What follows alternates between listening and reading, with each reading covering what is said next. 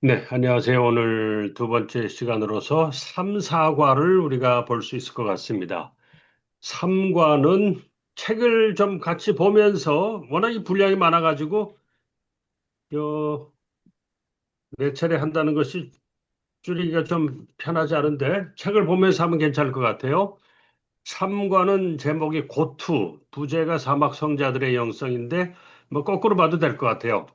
사막 성자들의 영성의 가장 중심 주제는 고투, 고행과 분투 그런 뜻이겠죠. 그리고 우리가 교회사 공부하면서 늘 신경 써야 될 것이 이런 주제가, 이런 스토리가 성경 본문 어느 말씀이랑 연결되는가 이거를 연결시켜서 생각해 보면 우리가 성경 해석이라든지 성경 본문에서 오늘날 주시는 메시지를 찾는데 아주 큰 유익이 있습니다. 그래서 사막성자들 다른 데서는 이제 광야라고 번역하기도 하거든요. 광야 교부 데저트니까 사막 또는 광야, 병용하는 말이죠. 그래서 고린도 전서 9장 25절의 말씀을 이 주제 성구로 제시를 했어요. 이기기를 다투는 자마다 모든 일에 절제하나니 그들은 썩을 승리자의 관, 면류관을 얻고자 하되 우리는 썩지 아니할 것을 얻고자 하노라. 그러므로 나는 다름질하기를 향방 없는 것 같이 아니하고 싸우기를 허공을 치는 것 같이 아니하고 내가 내 몸을 쳐 복종하게 함은 내가 남에게 전파한 후에 자신이 도리어 버림을 당할까 두려워함이로다. 해서 사막교부들의 사막 성자들의 영성의 아주 중요한 중심적인 속성을 절제, 금욕과 구행 또 그것을 수행하기 위한 절제로 제시하고 있습니다. 그러면서 이제 시저 교수가 자기 학생들하고 얘기를 좀 예시를 드는데 중요한 우리에게 주는 질문, 생각할 문제는 그겁니다. 현대 기독교의 신앙 전통에서, 현대 기독교, 현대의 신앙 전통에서 절제라든지 금욕, 고행이라는 덕목은 어떤 위치에 있는가라는 것입니다.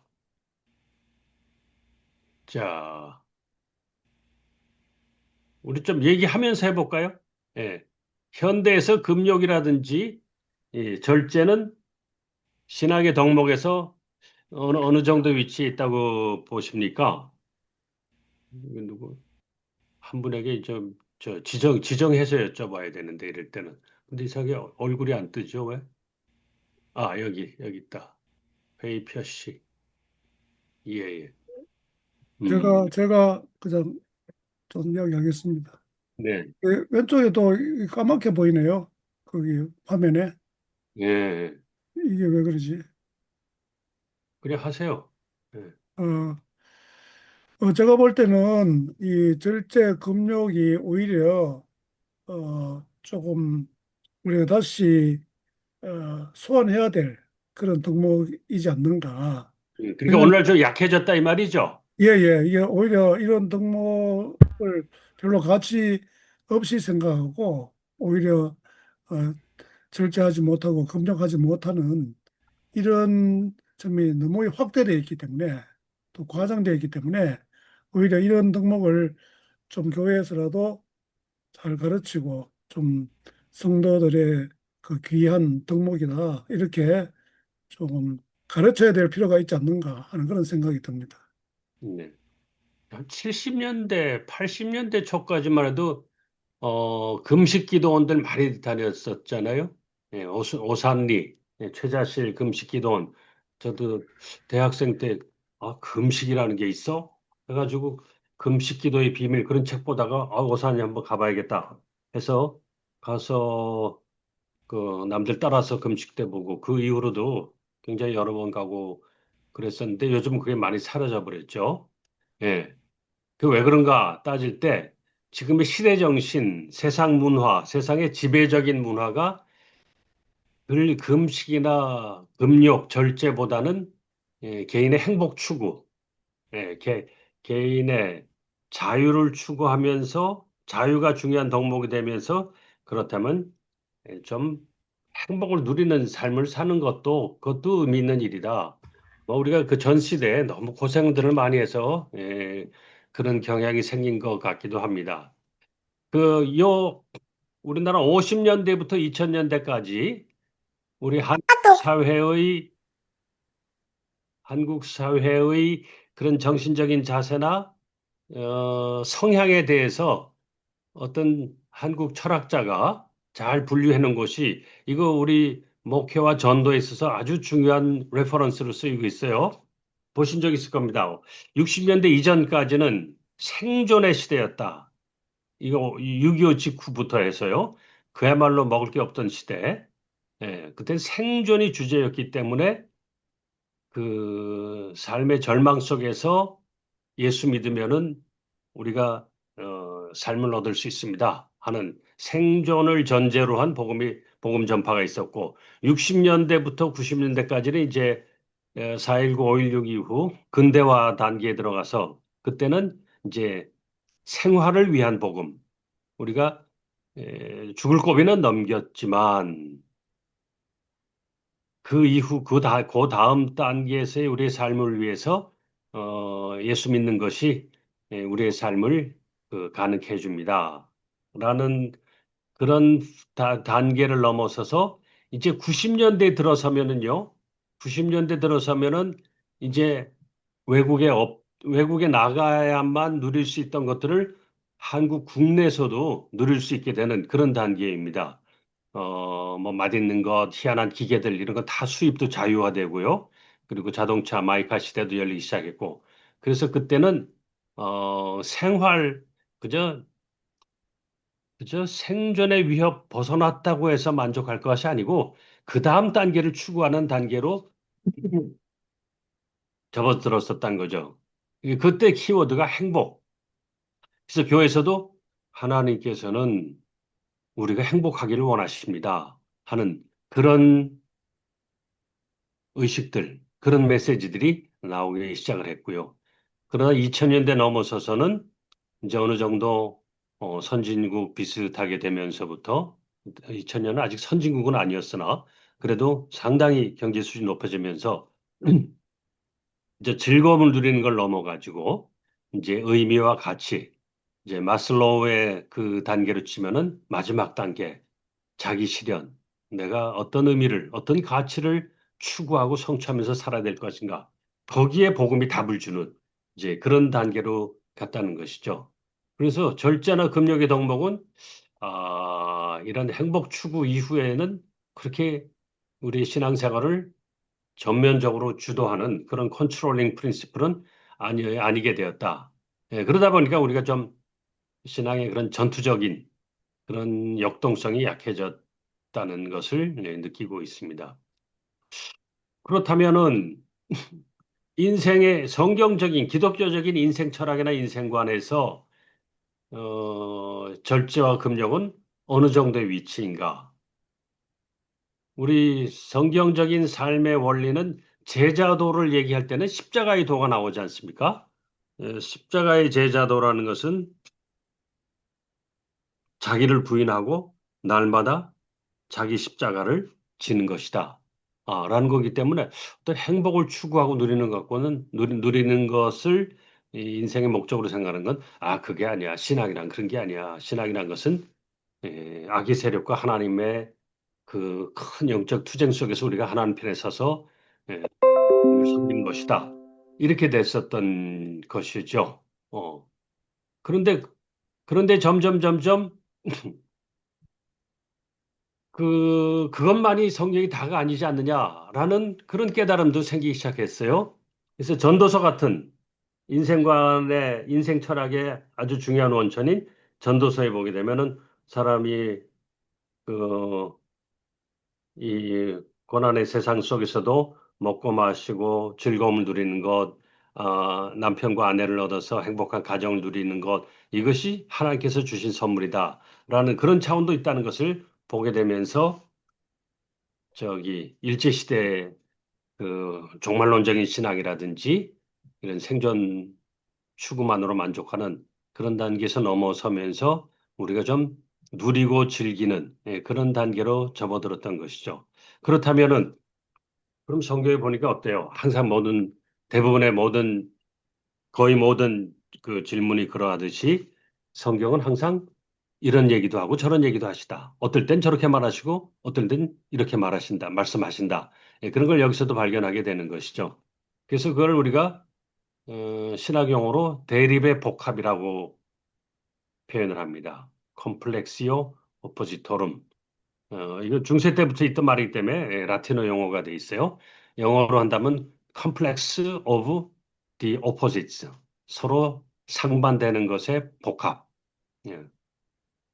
그래서 그러면 성경은 어떨 땐 이렇게 말하고 어떨 땐 저렇게 말하시는데 그거 하나씩 붙잡고 이게 진리다라고 주장하면서 이제 교파의 분립도 생기는 것인데 이것을 너무 절대시하고 다른 것을 완전 배제하게 되면 그러면 이제 저게 돼버리는 것이죠. 섹트, 분파가 돼버리는 것이죠. 그래서 건전한 교파는 자신들이 중시하는 그런 덕목이라든지 신학적 주제가 있다 할지라도 그 다른 관점들, 다른 노선을 어느 정도 이해할 때, 그럴 때 이제 건강한 교파 그리고 신학에서의 하나의 개성이라든지 특성이 되는 것인데요. 그래서 이 대립의 복합을 우리 개개인들이 어떻게 분별하고 어떨 때가 이 가르침이고 어떨 때 저런 가르침이냐 이것을 해결하는 방법이랄까요? 해결하는 길은 성령의 인도하심을 받는 것이다. 지금 우리의 상황, 우리의 맥락, 우리가 처한 이 맥락 속에서는 성령께서 우리를 어디로 인도하시는가?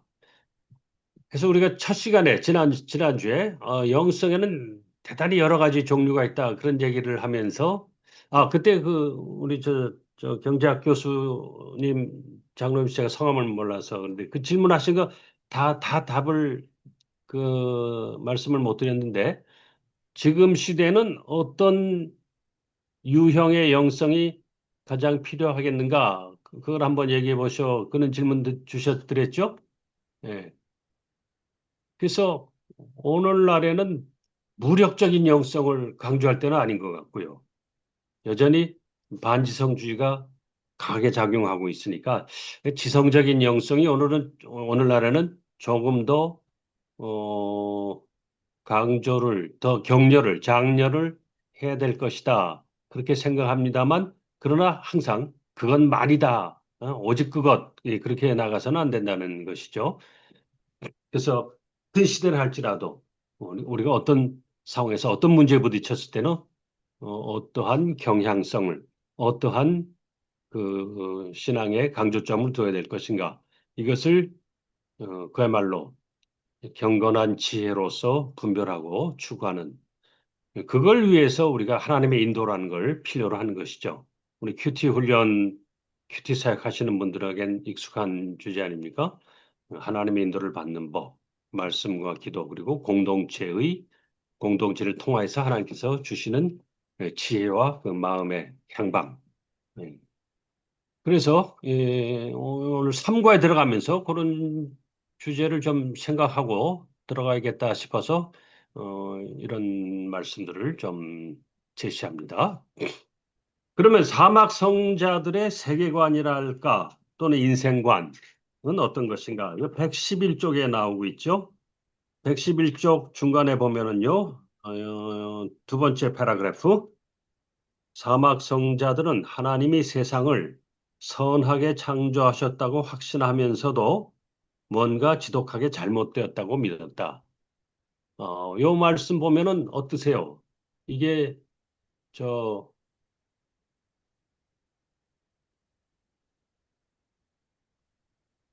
왜 안 나올까? 회의 표시. 예. 자, 지금 사막 성자들은 하나님이 선하게 창조하셨으나 얼만큼 선하게 창조하셨냐면은 진선진미하게 우리 동양식 편으로 더없이 더할 수 없이 선하고 더할 수 없이 아름답게 하나님 보시기에 선하게 창조하셨는데 그런데 현실은 지독하게 되었다고 믿었다. 자, CCC 사형리 생각나지 않으세요? 사형리의 첫 번째 원리가 그거잖아요. 하나님 사랑이십니다.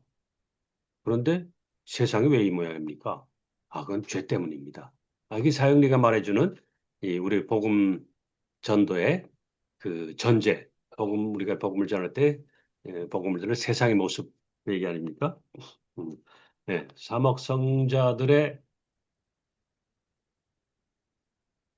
사막성자들의 세계관과 인생관은 그렇다고 이렇게 보였다고 말씀할 수 있습니다. 그렇기 때문에 뭐예요?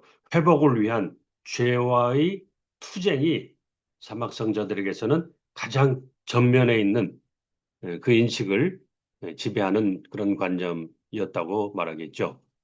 자, 그러면 이제 그다음 무슨 누구 얘기나 안토니우스 얘기 나옵니다. 예, 영성신학은 사실 영성사, 교회사와 함께 공부하지 않으면은 이렇게 실감 있게 느끼면서 배우기가 어려워요. 관념으로 끝나기 쉬운데. 그래서 이 책의 특징이 그것이죠. 영성을 역사로서 또는 역사 속에서 영성을 보는 것. 영성을 역사적인 경험과 인물, 사건, 상황들을 통해서 이해하게 해주는 것인데요. 그래서 첫 번째로 꼽은 인물이 안토니우스의 삶입니다. 줄여서 그냥 안토니라고 그러기도 하죠. 113쪽에 사막 성자들 가운데서 가장 유명한 사람은 이집트의 안토니우스다. 그의 친구이자 제자인 아타나시우스, 우리 아타나시우스와 아리우스 논쟁으로 잘 알고 있는 아타나시우스가 안토니의 친구였는데 안토니의 전기를 써서 잘 알려지게 되었어요. 그래서 뭐 여기 뭐 이 책에 이 상세한 그런 묘사들, 디스크립션들이 많이 있기 때문에 그걸 다 보면은 다 볼 필요가 없고 그거 다 볼 시간도 없고 그래서 그냥 읽어보시면 될 좋은 유익한 얘기들이 많이 있습니다. 그런데 영성에 대한 역사로서 은성출판사에서 나온 기독교 영성사라고 하는 이거보다 훨씬 작은 책이 있는데요. 그 책도 아주 간결하고 참 좋습니다. 거기는 안토니에 관한 이런 일화가 소개되고 있어요. 안토니가 홀로 사막 깊숙이 들어가서 그 금욕적인 경건의 삶을 살기도 했지만 또 때로는 사람들이 많이 찾아와서 그걸 다 일일이 상담도 해주고 영적인 지도도 해주고 그랬는데 또 한동안 또 안 보이고 그런 적도 많이 있었거든요. 그런데 어느 시기에 이 안토니가 잘 안 보이던 시기인데 주변 세계에서 많은 흉악한 범죄들이 늘어갔다는 것이죠. 그래서 사람들이 이상하다, 이상하다 생각했는데 알고 보니까 안토니 성인께서 돌아가셨다. 알고 보니까 안토니 성인의 세상을 향한 중보의 기도가 이 악의 세력을 억압하고 있었는데 그것이 없어지니까 이렇게 악이 기승을 부린다. 어, 그래서 사람들이 안토니의 부재를 느끼고 그리고 뭡니까 중요한 것은 경건한 사람의 또 경건한 사람들의 공동체인 교회의 기도가 이 사회를 죄로부터 구원하는데 얼마나 보이지 않게 중요한 그런 신비적인 차원인가. 여기에 대해서 아주 의미 있는 교훈이 되는 신뢰라고 할 수 있겠습니다. 또 오늘날 우리가 교회가 한때 그런 얘기가 있었죠. 교회가 분열하면은 뭐 사회 재난이 생기고 전쟁이 생긴다. 6.25 때도 6.25 직전에 48년도에 대구에서 저기 장로교가 분열했더니 전쟁이 났다. 이제 이런 얘기를 하기도 했었어요. 근데 그것은 조금 더 포괄적으로 말해서 교회가 교회다움과 거룩한 능력을 발휘하지 못할 때 이 현실 세계 속에서 세속 사회 속에서 악이 자유롭게 작동함으로 말미암아 이 세상은 혼란과 범죄와 고통 속에 빠지게 된다. 하는 그런 원리를 말씀해 주는 것이겠죠. 그래서 오늘날 교회가 정말 거룩한 능력을 방사하지 못할 때 그래서 우리 사회가 참 어려움에 빠졌는데 그럴수록 우리 교회가 사회를 향한 사회 무관한 것으로 물들지 않는 것만이 아니라 사회를 향해서 거룩한 영향력을 발휘할 수 있는 그런 거룩한 공동체가 되어야 한다는 그런 교훈을 받습니다. 그 다음에는 안토니 얘기한 다음에 이제 119쪽에 가면서 무혈순교자라는 그런 소 제목이 나오고 있습니다. 자, 우리가 일과가 순교였지 않습니까? 순교의 시대는 국가적으로 정치적으로 박해의 시대였어요. 그래서 순교자들이 문자 그대로 피 흘리는 그런 순교를 했습니다. 그런데 박해를 벗어난 시대가 되면은 더 이상 피 흘리는 문자적인 죽음에 그런 순교는 없는 시대가 됐습니다. 그래서 박해를 벗어난 시대의 영성가들의 모습은 어땠는가? 박해를 벗어난 예수 믿으면은 아무 제약도 없고 오히려 출세할 수 있는 사회에서 굵직굵직한 사람들 다 교회 속으로 들어오니까 교회가 출세를 위한 교제의 장이 되는 그런 시대에 교회 속의 세속주의를 넘어설 수 있는 그런 영성 운동은 어떤 인물들에 의해서 어떤 양상으로 펼쳐졌는가? 그것을 이제 여기서 보여주는 것입니다. 무혈순교자들. 그래서 여기 조금 읽어보면은요, 음, 이토록 기이한 운동이 도대체 어떻게 시작되었는가? 기독교는 로마 제국이라는 적대적인 세계 속에서 탄생했고, 그리스도인들은 거의 300년 동안, 313년에 기독교가 공인을 받았죠. 국교화되는 건 더 한참 나중이지만, 주기적으로 박해를 겪었다. 공식적으로 받은 마지막 박해가 가장 지독했는데, 285년 디오클레티아누스 황제가 로마의 황권을 차지했다. 에, 디아, 디오클레티아누스의 고문들은 황제에게 로마의 옛 영광을 회복할 것을 추구했는데, 그것은 황제가 대중의 지지를 집결하라는 요구였다. 음,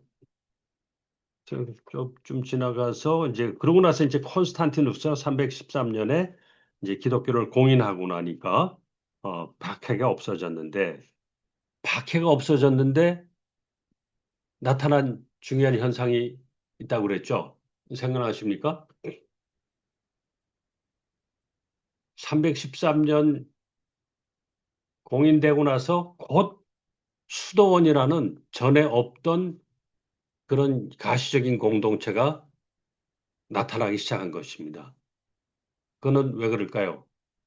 박해 시대는 모든 교회가 수도원이나 어떤 그 특별한 신앙 집단으로서 존재했는데 이제 박해가 사라지고 나니까 보통 교회들, 일반 교회 또는 기성교회, 지역교회들은 그 짠맛을 잃어버리게 되었죠. 그러니까 아유 옛날엔 교회가 이렇지 않았는데 이런 교회에서 영적인 감동이 없어서 교회 생활을 못 하겠습니다. 하면서 이제 수도원으로 들어가는 사람들이 우후죽순으로 생겨났다는 거죠. 수도원이 우후죽순 생기고 들어간 사람들이 많아지게 됐습니다. 예. 그래서 피 흘리는 순교는 없지만은 사막 성자, 광야 속으로 들어가서 경건을 추구하는, 레디칼한 경건을 추구하는 그런 사람들을 가리켜서 지금 그분들을 어, 피 흘리지 않는 순교자라고 칭하게 됐다는 것이죠. 그러면 이 박해를 벗어난 시대의 사막 성자들의 그 경건의 성품 또는 경건적인 생활 방식의 특징은 뭐냐 할 때, 첫 번째는 고독이었습니다. 그래서 여기 121쪽 보게 되면은요, 사막 성자들은 사막이야말로 이러한 고투를 하기에 적합한 곳이라고 믿었습니다. 어, 권력과 세속적인 성공, 이것이 교회 안에까지 들어오니까 이것과 그 유혹에 빠지지 않기 위해서 영적인 분투를 해야 되는데, 그러려면 사막으로 들어가자. 네, 사막, 광야에서 우리의 연약함을 정면으로 직면하고, confrontation, 착각과 거칠애를 벗어버리지 않을 수 없고, 우리에게 하나님이 절대적으로 필요하다는 것을 인식할 수 있기 때문이다. 여러분, 오늘도 대림주일로 지키셨을 텐데, 대림절에 우리가 돌아보고 성찰해야 될 것 중요한 게 그거죠. 내가 지금 주님의 오심을 기다리고 있는가? 대림절이라고 해서 주님의 오실 것을 기다리는 마음을 가다듬는 그런 주간인데, 지금 아무런 개인적으로, 사적으로 부족함이 없는 사람은 주님의 오심을 그렇게 간절히 기다리지 않게 되죠. 그리고 내가 어느 정도 영적으로도 성취가 됐다고 하는 분들은 또 역시 그렇게 되겠죠. 그래서 어떤 사람이 주님의 오심을 대망하고 기다릴 수 있을까? 아, 거기에 대해서 그런 말씀을 좀 나눴습니다. 이 세상의 그 탄식과 피조물들의 탄식, 그리고 개인적으로도 어, 사람의 능력으로 해결할 수 없는 그런 어, 고난이나 막중한 문제 앞에 선 사람들은 주님을 오심을 바라고 소망할 터인데 그것은 자기 만족에서 벗어난 사람이 할 것이다. 제 대림절의 메시지 중에 하나인데요. 그래서 사막 성자들도 도시의 인간 사회로부터 인간의 문화로 받는 혜택이 단절된 그 속에서 자신의 그 적나라한 실체를 그것을 발견하고 거기서 하나님을 찾는 그러한 경건의 수도 생활로 나아갔던 것을 말씀해 주고 있습니다. 그래서 그 얘기들 그 쭉 보게 되면은 뭐 제가 약간은 좀 읽어볼까요? 사막은 척박하고 삭막하며 외로운 곳으로 산만함과 소유와 즐거움이 박탈된 삶을 상징합니다. 사막은 극한 지대로 밤에는 지독하게 춥고 낮에는 참을 수 없이 뜨거우며 모래와 바위가 끝없이 펼쳐지고 위험한 동물이 득실되고 절대 공허가 밀려오는 곳이다. 신체의 필요를 채워줄 양식도 편히 지낼 수 있는 편의시설도 외로움의 날카로운 모서리를 무디게 할 친구도 줄이고 목마르운 여행자를 맞아줄 마을도 없습니다. 비극적 어려움을 맞이한 사람들이 보통 사막이나 광야 같은 용어를 사용해서 자신의 경험을 설명합니다. 사막 성자들은 너무 쉽고 편해진 신앙을 되돌리고자 사망에서 살기로 했습니다. 그들도 우리가 읽는 것과 같은 성경을 읽지만 우리가 소홀히 하기 쉬운 본문에 초점을 맞추었다. 이제 이게 굉장히 중요한 오늘날에도 교훈이죠. 오늘날의 이 도시 문화 속에서 세속 사회의 지배적인 가치관이나 감각이 교회 공동체도 상당히 강하게 역사하는 그 속에서 우리는 늘 읽는 본문들, 그리고 설교자들의 큰 도전입니다. 설교자들이 먼저 성경을 계속 통독하고 읽어내려가면서 이제까지 설교하지 않고 우리가 묵상하지 않았던 본문들을 발견해 나가야 되는데 그런 면이 이상하게 좀 약한 것 같아요. 어, 그런 이유에 대해서는 좀 따로 우리가 좀 토론이 필요한 겁니다만 지금 사막 성자들의 그 경건 또 성경 읽기에서도 그러한 점들이 그 중심을 두었다는 건 굉장히 주목할 만한 부분입니다. 그래서 자 오늘 사막 성자들이 오늘날 우리에게 어떤 교훈을 주고 어떠한 그 영적인 자극을 줄 것인가, 그것을 우리가 어떻게 받아들여야 될 것인가 해서 이런 물음을 지금 던지게 되는 것이죠.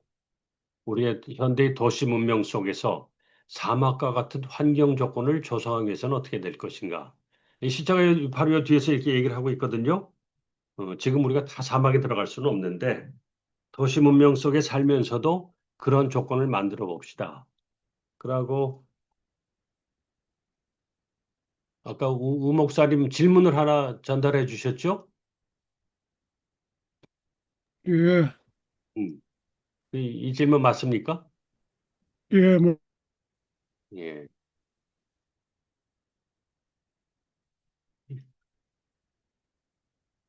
손승호 선교사님 어떻게요?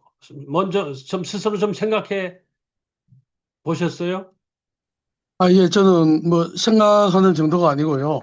예, 제가 이제 90년대 교회 개척을 방콕에서 하고 하면서 한국에 와서 그런 운동을 하는 사람을 만난 적이 있습니다.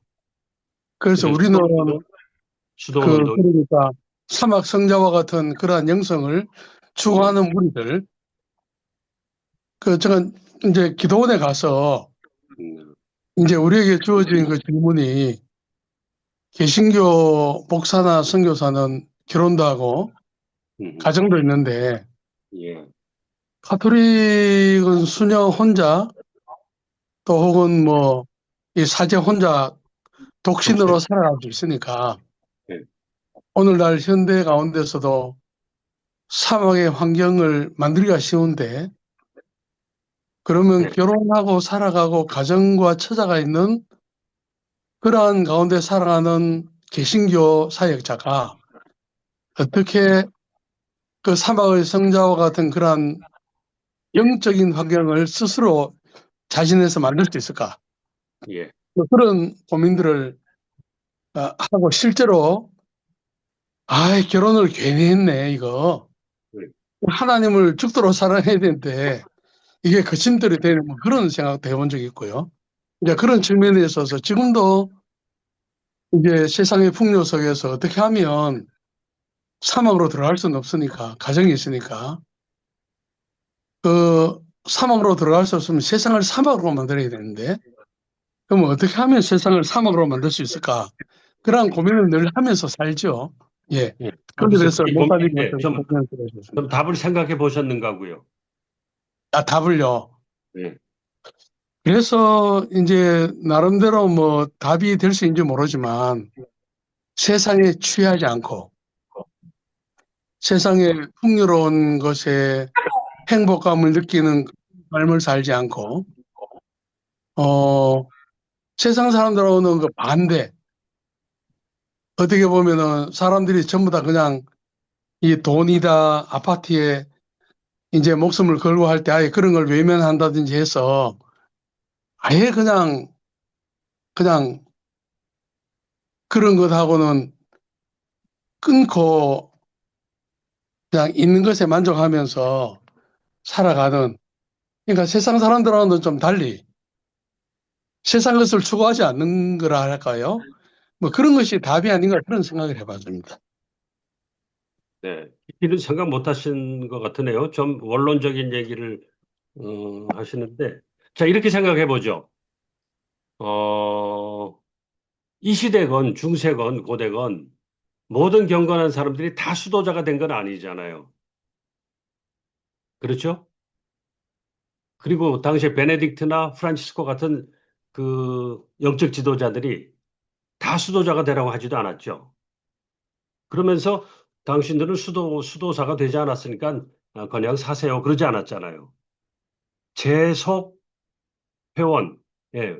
프란치스칸 수도회가 그게 좀 더 많이 발달한 것 같은데요. 재속 프란치스칸 수도회 회원이 있습니다. 어, 그러면 가족 가지고 세상 속에서 직업을 가지고 살면서 우리 프란치스칸 수도회의 정신을 추구하면서 살으세요. 이렇게 가르쳤던 거죠. 그러면 뭘 줘야 될까요, 그때? 계명을 주는 거죠. 그 계명을 수도에서는 룰이라고 그러죠. 수도는 규칙. 그게 오늘 삼과 지나서 사과, 리듬이 저거잖아요. 수도원 생활의 특징으로서 리듬이라고 이렇게 적어 놓은 거. 그래서, 이따 가서 좀 더 보겠습니다만은, 우리가 수도사가 되지 않았다고 해서 그냥 시집가고 장가가고, 어, 맛있는 거 있으면 먹고, 뭐, 돈 형편 따라 살고 돈 좀 여유가 있으면 너 남도 덮고 없으면 남도 안 덮는 이런 삶을 사는 게 아니라 자신의 삶 속에 규칙을 정하고 근데 규칙 정하면 혼자서 지키기 어려우니까 커뮤니티 공동체를 이루는 거. 그래서 원론적인 원칙적인 답을 정한다면은 어, 도시 공동체로서의 수도원을 이루는 분들 그런 모델을 좀 볼 수 있고요. 더 룰과 커뮤니티. 예, 규칙을 정해놓고 그 규칙을 함께 지켜나가는 공동체를 우리가 형성하는 것이 하나의 방법이겠다. 그리고 이제 역사적으로도 수도회에서 어, 세속 속에 있으면서 이런 레디컬한 경건을 추구하는 그런 제도적인 모습들 그런 것들을 좀 살펴보면 좋을 것 같습니다. 그리고 이런 게 있어요. 독신 생활의 그런 강점을 보게 되면은, 아, 역시 카톨릭이 진짜야. 무슨, 결혼해서 자식 낳고 자식들 먹여 살리면서 무슨 주의를 하겠습니까? 이런 생각도 하게 되잖아요. 근데 그렇게 생각하면은 우리 다 카톨릭으로 개종해야 됩니다. 그렇죠? 좀 대답들이 없으시네. 근데 그것은, 어, 구약시대 제사장들을 하나님께서 독신하라고 그러지 않으셨죠. 불교는, 불교는 석가모니가 제자들에게 독신을 요구했습니다. 그리고 여자들도 그 제자로 안 받았었어요. 처음에는. 예. 그만큼 완전히 홀로 더 단독으로 자유로워만이 수도 생활을 할 수 있다고 그러는데, 근데 하나님께서 구약에서 제사장들에게 전적으로 삶 전체를 신앙의 일에 헌신하도록 요구한 제사장들에게 가족을 이루라고 그러셨단 말이에요. 그럼 뭐가 해결되는 겁니까? 뭐가 해결돼야만 되는 겁니까? 가족을 이루기 때문에 신앙생활이 어려운 이유는 경제 문제잖아요. 예. 그래서 하나님께서는 제사장들이 11조에 의해서 생활할 수 있도록. 그러니까 전체 공동체가 신앙의 종교적인 직무에만 헌신하면서 딴 생각, 딴 염려, 세상의 재리의 염려, 무엇을 먹을까, 무엇을 입을까, 이거 염려하지 않도록 전체 공동체가 그걸 해결하도록 해주셨던 것이죠. 그러니까 개신교도 지금 구조적인, 근원적인 문제를 우리가 해결해야 됩니다. 그게 저기 카톨릭으로 개종하는 것으로 근원적인 방법이 아니고 독신제를 도입하는 것이 아니고 대구에서는 저 누구시죠? 음, 김중락 교수님이 현역 장로로서 많이 주장하시고 외치셔서 저도 동감하는 바인데 노회 단위로, 개교회 단위로 하게 되면 목회자들은 이게 하나의 직장이 되고 말거든요. 직업적 종교인이 될 수밖에 없거든요. 그 사람과 타협하지 않을 수 없고 회중들의 의견과 다른 의견 못 내놓죠. 의견이 다른데 어떻게 목회를 하겠습니까? 어, 그렇기 때문에 노회 단일 이게 종교개혁의 모델이기도 하거든요. 에반젤리칼 캐서리시즘이라고 그랬습니다. 카톨릭이 아니라 로마 카톨릭이 아니라 복음적이지만은 교회 간의 그 커뮤니티를 이루어서 한 교회에 소속되고 거기서 월급 받는 직업적 종교인이 아니라 신앙 공동체에 소속돼서 거기서 그 임지를 옮겨가기도 하고 이제 이런 방식으로 이게 사실 처음에 개신교의 시작이었는데 이것이 이제 이 자본주의 경제 체제에 이제 따라가게 되면서 그건 뭐 피할 수 없는 일이죠. 예, 이렇게 된 것이다. 그래서 지금이라도 그래서 김중락 교수님이 노회를 살리자, 노회 7위, 노회의 경제. 그래서 노회 안에서만이라도 목회자들이 사례를 식구 수에 비해서 하고 또 뭐 학생들 자녀 교육에 문제가 있으면 자녀 교육 같은 것은 공동체가 함께 처리하고 뭐 이런 방식으로 해결하면은 독신하면서도 우리가 경건을 추구할 수 있고 사역이 그 생활 급여에 매이지 않는 그런 자유로움 얻을 수 있게 되는 것이죠. 그러면서 제가 지금 손승호 선교사님 그 말씀하신 걸 보면서 하나 아주 재미난 옛날에 본 그 기독교 영화가 하나 떠올랐어요. 하와이에 선교사를 보내는 그런 개신교 목회자들의 얘기인데요. 노회에서 수도회가 분명히 개신교적이었어요. 노회에서 하와이 그때는 저 19세기는 하와이가 엄청난 그 오지였지 않습니까? 거기에 선교사를 보내는데 어, 아주 헌신적인 경건한 젊은이가 나 혼자 가겠습니다. 결혼하지 않고 혼자 가겠습니다. 그러니까 그 노회 어른들이 뭐라고 그러냐면은 너 거기 혼자는 못 가. 그 혼자는 못 살아. 외롭고 고독해서 결혼해서 가라고. 그렇게 해서 결혼을 해서 이제 선교사로 가게 되는 그러면서 또 뭐 여러 가지 저 다른 재미난 이야기도 곁들이는 것이 있는데 우리가 경제적인 시험으로 인해서 겪는 어려움이 이게 장벽이라면은 결혼하지 않는 걸로만 해결할 수 있는 게 아니라는 것입니다. 하나님께서 제사장 제도 세우시면서 제사장들에게 자식 낳고 가정 이루면서 하게 하신 아주 그 원론적인 그 원리를 되살리면 되는 것이죠. 지금 모든 목회자들, 선교사들을 인간적인 후원에 목매게 해놓고서는 그걸 초월하는 레디컬한 경건을 추구해. 이러면 안 되는 거죠. 그래가지고 잘못되는 자녀들이 얼마나 많습니까? 제가 아는 분은 아이고, 이게 참, 뭐 좀 특별한 경우이긴 하지만은 그 자녀 중에 스스로 목숨을 끊는 그런 자녀가 있는 경우도 봤고요. 그 가정이 평안하지 못하니까는요. 그리고 사역하면서도 계속 개척교회 하면은 고생한다고 그러는데 저는 그 뭐 이해가 안 되는 게 아니라 그 합당하지 않다고 봅니다. 개척을 하면은 노회라든지 여러 교회가 개척을 하는 것이 그게 순리인데 한 사람에게 온통 짐을 지어놓고 어렵다고 동정만 하지 경제는 네가 알아서 해. 이건 말이 안 되는 거 아니에요? 위선이죠, 엄밀히 말하면. 근데 이게 워낙 구조화됐기 때문에 그냥 당연시 여겨지는 거. 그래서 오늘날 우리 도시 문명 속에서 광야를 만듭시다라고 하는 것은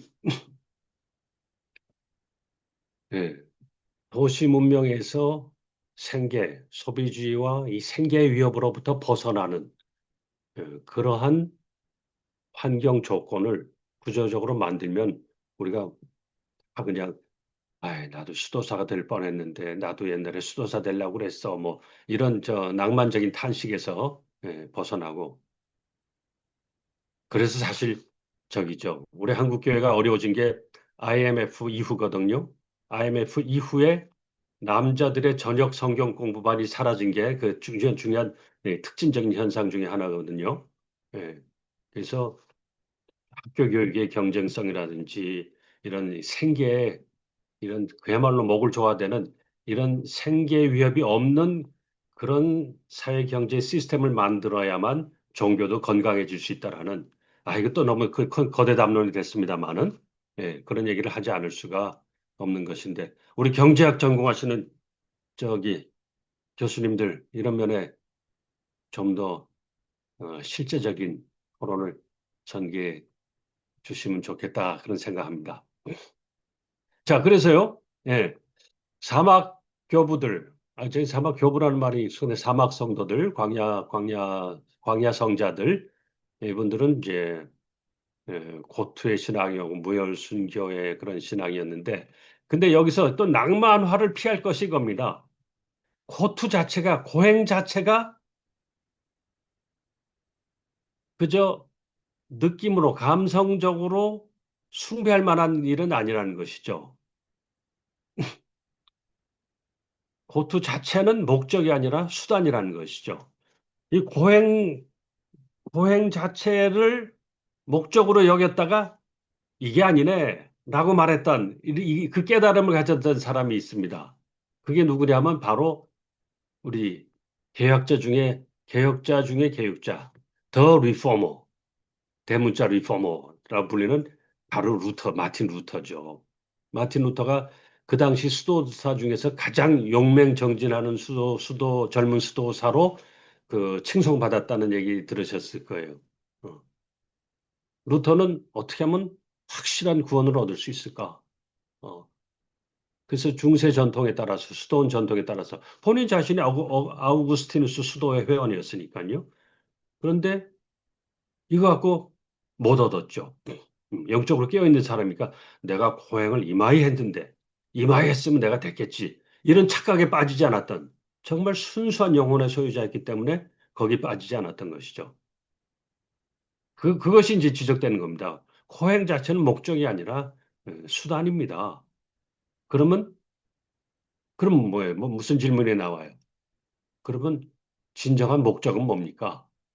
진정한 목적은 고행을 얼마나 세게 했느냐가 아니라 금식을 열흘 했냐, 40일 했느냐, 40일 금식을 몇 번 했느냐, 그게 아니라 그걸 통해서 얻은 성취가 진정 무엇인가? 또 무엇을 성취하고자 너는 금식하고 고행하는가? 이걸 물을 때 여기서 뭐라고 얘기해 주고 있습니까? 136쪽에서 136쪽에 그 소제목을 이렇게 달아줬죠. 아가페. 덕의 목표는 아가페입니다. 고투 자체는 목적이 아니라 수단이었습니다. 고투가 지속될 수는 있지만 영원하지는 않았을 것입니다. 그 목적은 내적 변화였으며 특히 지고의 덕목, 겸손과 자비로 나타났습니다. 이런 대화가 소개돼요. 어떻게 하나님을 발견할 수 있습니까? 젊은 제자가 스승에게 물었습니다. 금식을 할까요? 노동을 할까요? 철야를 할까요? 노 스승은 많은 사람들이 이런 훈련을 실천하지만 분별력이 없어 유익을 얻지 못한다고 대답했습니다. 금식으로 입에서 악취가 나고, 그렇잖아요. 금식하면 속에서 이게 나쁜 냄새가 올라오지 않습니까? 성경을 모두 익히고 시편을 다 외우더라도 우리에게는 여전히 하나님이 원하시는 겸손과 자비가 없구나. 겸손이 필요했던 것은 사막성자들이 자신의 영적인 열정 때문에 교마지는 것을 막고 일반 그리스도인들보다 자신이 더 하나님의 사랑을 받을 만하다고 생각하는 것을 막기 때문이다. 그러면서 진정한 아가페적인 사랑, 아가페적인 사랑은 또 다른 어떤 성품을 낳는가 하면은 겸손을 낳는다는 거죠. 자기 사랑, 자기를 높이고 자기를 영화롭게 하지 않으니까 자연히 겸손의 성품이 형성이 되는 거죠. 그러면서 마카리우스라고 하는 그 유명한 수도사의 일화를 제시해 줍니다. 마카리우스가 수도사인데 젊은 여인을 유혹했다는 누명을 썼어요. 이거 어디서 보면 그 여인이 뭐 임신을 했는데 그 비난과 공격을 피하기 위해서 이게 마카리우스의 애입니다. 이렇게 둘러댔던 모양이에요. 그때 마카리우스가 억울했지만은 그 아니라고 적극적으로 자기를 변명하지 않고 그냥 내버려 뒀습니다. 그걸 변명하면 이 여자가 거짓말한 게 드러나서 돌을 맞을지 모르니까. 그러나 이제 시간이 지나서 마카리우스는 자기를 방어하지 않고 대신 그 여자를 도와주었는데 시간이 흘러 진실이 밝혀지면서 이 결백이 입증되었어요. 그럴 때 마카리우스가 뭘 했다고 그랬습니까? 여기 보면. 그러나 그는 자신에게 돌아올 칭찬을 피해서 도망쳤다. 그냥 가만히만 있어도 누명 벗고 역시 위대한 수도자이십니다. 그 여인을 위해서 이렇게 억울함을 참으셨군요. 이런 칭찬을 받을 터인데 나 칭찬받으면 안 돼.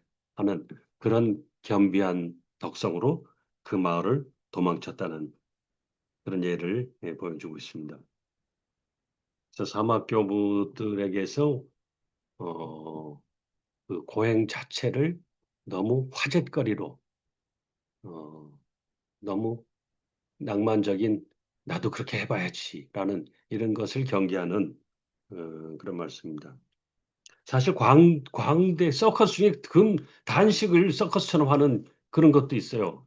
그 어떤 독일 문학 중에 카프카인가? 예, 단식 광대라는 그런 단편도 있는 걸 지나가면서 제가 본 적이 있는데요. 자, 그러면 여기서 우리가 이 책에서 아니죠. 지금 우리가 갈 길이 많죠. 너무 듬성듬성하는 감은 있습니다만은 여기 박스에 들어있는 것들은 좀 원자료들. 예, 역사 공부는 역시 원자료 1차 사료가 좀 있어야 되니까 저기를 해주고요. 이제 4장에 들어가서 이제 리듬이라고 제목을 하고 있습니다. 수도원 영성, 수도원 운동의 영성. 조금 더 바꿔 표현해 보면은 음, 수도원적인 삶의 방식과 영성의 핵심 요소가 뭐냐, 핵심 특성이 뭐냐 할 때 리듬이라고 했습니다. 이게 문제지 수도원 운동이 정말 우리가 버린 전통이기 때문에 카톨릭 안만 싫어도 여기서 배울 것이 참 무궁무진한데요. 수도원 운동에 대해서 먼저 얘기해야 될 것이 있다고 봅니다. 오늘날 우리 개신교인들이 수도원 운동이라고 할 때 뭘 연상하십니까? 네, 그런 질문 좀 드리고 싶은데. 우리 좀 잠깐만 나눠보죠. 손승호 그래서 선교사님, 수도원 예, 운동 그런데 관심 많이 가지셨잖아요. 예, 저는 이제 곧 지금 또 다른 해외 미팅 때문에 나가야 돼. 흔히들 수도원이라면은, 흔히들 겉으로 보면 분리주의자라고 하지만, 그러나 또 한편으로 생각하면, 그, 타락해가는 교회와 세상화 되어가는 것에 브레이크를 걸어서, 어, 진정한 어떤, 그, 좀 영적으로 힘을 잃어가는 거기에 생명을 불어넣는 예, 그런 역할을 한 그런 부분도 있지 않나 그런 생각이 듭니다. 네. 예, 맞는 올바른 말씀이십니다. 어. 그럼 또 우리 김종일 목사님 어떻게 수도원 하면은 본인 또는 우리 일반적인 개신교인들이 목사 포함해서 수도원 하면 뭘 떠올리나요? 어떤 모습을?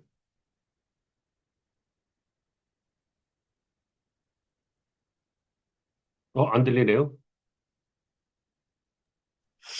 예, 글쎄요. 뭐, 어떻게 대답을 해야 될지 모르겠는데요. 그냥 저 개인적으로 말씀드린다면, 제가 대구 파티마 병원에서 오랫동안 근무를 했어요.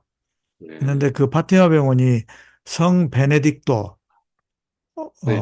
수도회, 수도회 소속된 그 수녀님들이 경영하는 그런 병원입니다. 그러다 보니까 그 병원에서 꽤 오래 근무하면서, 그 수도자들이, 물론 문제가 없는 건 아니지만, 상당히 참 좋다는 그런 그 인상을 많이 받았습니다. 그러니까, 헌신 많이 볼 수 있겠죠? 예, 아무튼 뭐 비판하기로 하면 그것도 뭐 비판할 여지는 많이 있겠으나, 또 어떤 기회에 수녀원에 들어가 볼 기회가 있었는데, 거기서 아주 조촐하게 차를 마시면서 여러 가지 그 대화를 하는데 굉장히 뭔가 좀 어떤 무게감 같은 거, 깊이 뭐 이런 것도 좀 느꼈던 그런 그 기억이 있습니다. 예, 맞습니다. 그런 면들이 있고요. 이제 저는 이런 생각을, 이런 경험들이 많이 있어요. 수도원 하면은 우리 개신교도들은 이렇게 세상과 차단된, 세상과 격리된 그런 환경 속에서, 어, 주로 기도만 많이 하는, 그걸 수도원적인 삶이라고 생각하는 경우들이 많은데요. 그건 틀린 건 아니지만은 수도원의 그 다양성에 대해서 우리가 잘 접할 기회가 없었기 때문이다. 그렇게 봅니다. 제가 서양사 대학원 다닐 때 신학교 아니고 일반 대학 사학과에서 중세사 할 때 그때 우리 교수님이 그 예수의 미국 신부님이었는데요. 음, 그때 첫 시간에 하나씩 뭘 나눠주시면서 그거에 대해서 조사해 보라고 그랬어요. 한 일곱, 여덟 명 되는, 일곱, 여덟 명 되는데. 근데 생전 처음 보는 그런 이름들이었어요. 뭐, 프란치스코 수도에, 도미니크 수도에 이 정도는 알았지만은 생전 처음 보는 이름들이 많이 있었어요. 제가 받은 거는 백윈스라고 하는 그런 수도회였는데, 이 어떤 수도회였냐니까 찾아보니까 십자군 전쟁 으로 남성 인구가 엄청나게 감소되었을 때 서유럽 벨기에 그 지역에서 여성들끼리 흩어져서 살아가기 어려우니까 그 신부님 한 분이 여성들의 수도 공동체를 만들었는데 우린 수도원 하면 또 종신서원 생각하잖아요. 수도원 한 번 들어가면은 세상과는 영단절이야. 그런데 이 백윈스는 종신서원을 요구하지 않는 그런 수도원이었고 나중에 다시 결혼하게 되면 나갈 수도 있는 그런 수도원이었고 또 뭐 여러 어떤 수도원들은 수련 과정이 끝난 다음에는 세상에 나가서 봉사직을 하는데 수녀복을 입지 않는 사복을 입고 하는 그런 수도에도 있는 걸 본 적이 있고요. 그리고 시기적으로 우리가 수도원이 유럽에서 아주 제도적으로 거대한 교단처럼 발달한 것이 이제 12, 13세기거든요. 이게 도미니칸하고 프란치스칸 이수 생긴 거인데 그때쯤 되게 되면은 교회 전체가 타락했기 때문에 수도회들도 상당히 재산이 많고 부패한 부분들이 많았습니다. 그런데 정말 신구교 갈라서기 전에 이 로마 제국이 멸망하면서 제도화된 기독교회가 다 붕괴되고 풍지박산이 날 때 이 기독교 신앙의 전통을 되살린 것이 이제 이 수도원 운동인데 그거는 이제 4세기부터 7세기 사이에 그 수도원을 가리키는 것들이죠. 그래서 몇 세기 어느 시대의 수도원이냐 또 수도원 중에서도 그 수도원은 뭐에 집중하는 수도원이냐 봉쇄 수도는 깔멜 수도, 깔멜, 우리 깔멜산 할 때, 까르멜 수도회 같은 데는 완전 봉쇄 수도원이라 가지고 면회를 거의 안 하기도 하고, 누가 뭐 특별한 면회를 해도 마치 교도소에서 이 창살 사유를 하듯이, 그래서 세상과의 차단을 그 수도의 방식으로 하는 수도원도 있고, 아무튼 굉장히 여러 다양한 모습이 있다는 점을 우리가 볼 필요가 있고요. 오늘날 그 수도원 선교 운동이 오늘날 개신교의 20세기 선교의 구조적인 한계에 돌파할 수 있는 굉장히 중요한 착상을 줍니다. 그 뭐냐면 수도원이 자기들끼리 모여서 이런 철저한 경건을 추구하는 것만이 아니라 선교 기관으로서 작동했다는 것이죠. 이것이 이제 476년을 로마 제국 멸망으로 이제 기점을 삼지 않습니까? 그래서 그 광대한 로마 제국 안에 펼쳐졌던 기독교 모든 기관들이 다 무너지죠. 살해당하고 저 생계가 없으니까 구약에서 레위인들이 흩어지듯이 다 흩어졌을 때, 그러니까 제도적으로 공식화되고 경제적인 공급이 제공되어만 유지되던 기관들은 다 사라지고 말았습니다. 그런데 그걸로부터 초월해 있던, 그러니까 321년부터 시작되었던 그 광야와 산중에 흩어져 있던 그 수도원에서 이제 기독교의 명맥을 이어가는 그런 운동이 벌어지는데, 그때의 수도원의 특징이 영적 기관이며 동시에 문화적 기관으로서의 역할을 했다는 것입니다. 여기에서 그 신학교도 다 망가지고 뭐 이런 행정적인 기구도 없어졌기 때문에 교회가 제 기능을 못할 때 그러한 상태에서 나타나서 교회를 이끌어 나갈 인물들이 수도사 출신들이 배출이 되는데요. 이게 이제 그레고리 교황입니다.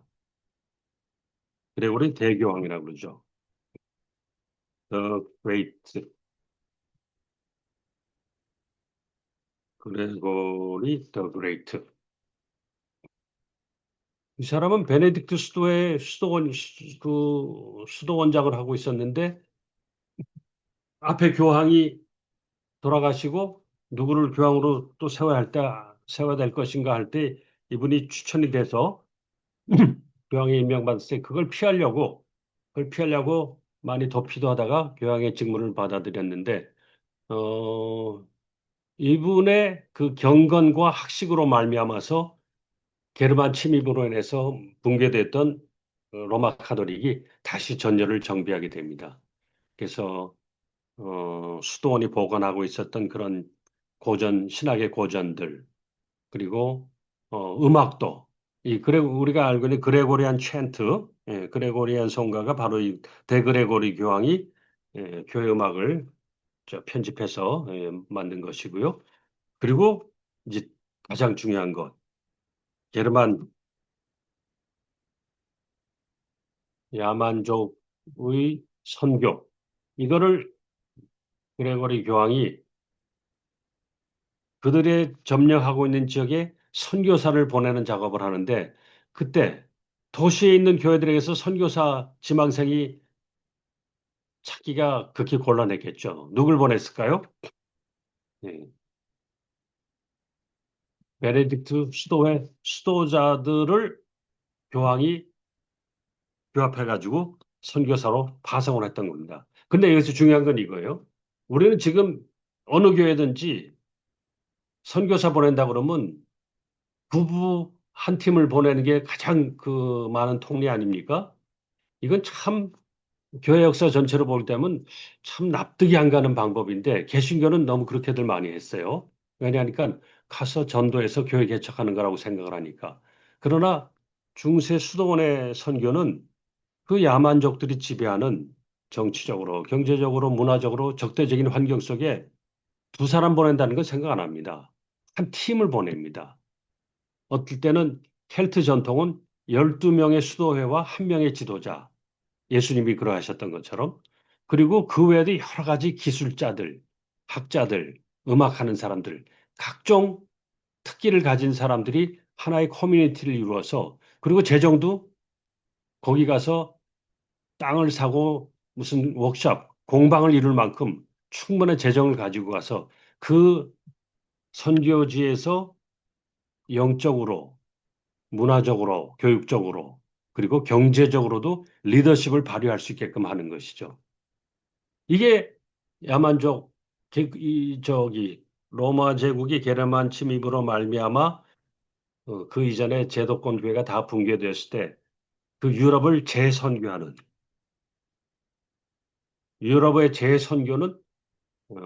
이 수도회의 영적인 자원이 그레고리 대교황과 만나서 이루어진 것이다. 라는 것을 우리가 좀 자세히 봐야 되는데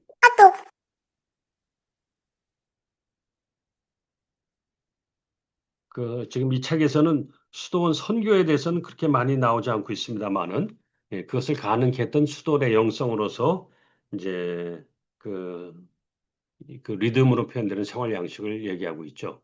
그래서 우리가 수도원에 대해서 관심을 가질 때 이러한 사실들을 좀 염두에 두고 관심을 갖는다면은 단순히 뭐, 아유, 규칙이 엄격했대, 뭐, 노동과 기도를 겸했대라는 그런 조금 표면적인 사실보다 그것으로 인하여서 어떠한 운동이 가능했는가 이런 걸 볼 수 있게 되고 특별히 우리 지금 개신교 선교가 지금 완전히 벽에 부딪혀 있거든요. 그는 이제 방금 말씀드린 것처럼 그 적대적인 환경 속에서 도저히 영향력을 발휘할 수 없는 정말 그 참 초인적인 비범한 인물이 아니고서는 정착조차 하기 어려운 그런 선교를 하고 있어가지고 지금 사실 한국 개신교 선교사님들의 대부분이 한 사람 한 사람만 만나보면 다 경건하고 다 정말 훌륭한 사람들인데 그 사역적으로는 굉장히 그 어려움을 겪고 있죠. 예, 그런 걸 좀 생각하면서 우리가 수도원에 대해서 봅시다라는 그런 취지로 좀 얘기가 길었습니다. 그래서 그럼 여기서 리듬이라고 말할 때 리듬의 의미가 뭐냐? 147페이지 보겠습니다. 두 번째 문단 보게 되면은 때 예수의 사제였다가 옥스퍼드에서 시를 가르치는 교수가 된 피터 레비는 수도원의 독특한 제도로 구별된 것은 이러한 리듬 의식 때문이라고 주장한다. 중요한 건 이거죠. 수도원 생활이라는 것이 그렇게 재미나고 그렇게 손쉬운 게 아닌데, 이게 어떻게 지속되었을까? 그걸 지속하게 해주는 것은 수도원적인 삶의 양식에 그 독특한 원리가 있었다. 그걸 이제 리듬이라고 표현하는 것이죠. 크게 말하면 수도사들의 삶은 기도와 노동이라는 두 요소로 얘기할 수가 있습니다. 노동은 저것이죠. 수도원이 외부에 의존적이지 않는 자립적인 공동체가 되게 하는 그런 큰 원리죠. 큰 중요한 원리죠. 그리고 이 시간 스케줄로 그 이 삶의 그 스케줄 스타일을 보게 되면은 예전과 축일이 있었다는 것이고, 그리고 예전과 축일의 근본 원리는 안식일 제도. 그래서 수도원 생활을 리듬이라고 보는 것은 우리가 어떤 작성을 보게 되는가 하면은 시간을 어떻게 설계하는가, 어, 시간을 어떻게 분할하는가. 그러니까 아마 그 안식일에 관한 신학에서 그 유대교 전통에서는 이 안식일을 시간의 지성소라고 표현하는 경우가 있습니다. 어, 지성소는 공간 개념인데 시간 중에 한 부분을, 한 토막을 거룩하게 구별해서 떼어놓는 그런 그 시간적인 영역이다라는 뜻이죠. 그리고 이러한 그 수도원적인 삶의 양식의 이 리듬은 억압인가 자유인가? 근데 여기서 지금 이 얘기가 여기서 뒤에 나오는가요? 아무튼 수도원적인 삶을 가능케 하는 것은 규칙을 더 룰. 그러면 이게 어, 베네딕트가 제정한 규칙입니다. 베네딕트 수도회가 많은 수도회들 가운데서도 유럽에서 아주 주류가 될 수 있었던 것은 베네딕트의 창시자의 영적인 영향력과 함께 베네딕트가 아주 적절하게 수도 생활을 위한 규칙을 제정했기 때문이라고 평가를 받습니다. 그래서 어, 서양 문명의 두 원리를 두 개의 R이라고 서양사에서는 표현하는 예가 있어요. 그러면 하나는 더 룰이고 두 번째 R은 뭐냐면은 로만 로어입니다. 문명이 형성될 때, 문명이 전환될 때는 새로운 종교가 나타나거든요. 지금 한국도 지금 정말 뭐 교회 비판하고 개혁한다는 걸 그 차원을 넘어서서 이 변화된 전환기에 있는 문명에 합당한 이 정신 세계를 이끌어 나갈 새로운 종교가 기독교가 새로운 버전을 가져야 되는 그런 때이죠. 그래서 문명에는 종교와 법이 두 영육 간에 두 원리가 있어야 되는데 하나는 베네딕트의 규칙, 하나는 로마법 이렇게 말하고 있습니다. 그만큼 베네딕트의 규칙은 이 종교를 새롭게 함으로써 콘스탄틴의 그 크리스텐덤 국가 기독교 밑에서 고위 성직자 하던 그런 종류의 신앙 지도력과는 다른 수도 원장들의 리더십이 새로운 수도원을 펼쳐나갈 때 그것이 단순히 개인적인 그 주관적인 감화력이 아니라 이런 객관적인 규칙을 제정했다는 것입니다. 근데 이것이 베네딕트 수도회가 모든 수도회 중에서 금욕과 고행으로 그렇게 가장 손꼽히는 데는 아님에도 불구하고 베네딕트에 관해서 이런 일화가 있어요. 베네딕트의 영적인 감화력이 높아지고 유명해지니까 곳곳에 있는 작은 수도사들의 모임이 우리 저 베네딕트 원장님을 우리의 지도자로 모십시다 해가지고 모셔가지고 수도원 공동체를 이루었는데 근데 이 사람들이 베네딕트의 지도를 따라가려니까 너무 힘들었답니다. 엄격하고. 그래서 우리끼리 이 공동체를 운영해 봅시다 해서 베네딕트를 살해하려는 그런 시도가 있을 만큼 예, 이때 이, 이 수도원 운동도 모든 수도원이 다 그렇게 거룩하고 경건하고 순수한 것이 아니라 수도 생활이라는 명분하에 어떤 종교적인 공동체라는 명분하에서 이런 부패한 요소들도 많이 있었는데 이런 영성과 이런 올바른 삶의 규칙들 이런 것들로 인해서 이제 중세 유럽을 게르만 지배해서 기독교 세계로 변화시키는 그런 놀라운 성취를 이루었다라는 것을 볼 수 있습니다. 그러면서 이 룰에 대해서 이게 억압인가 자유인가 여기에 대해서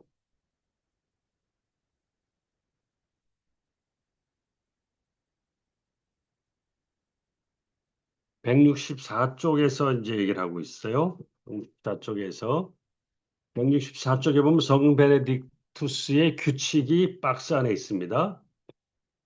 형제들은 서로 돌보아야 합니다. 아프거나 극히 중요한 과제에 일하지 않는 한 누구도 복리에서 면제받아서는 안 됩니다.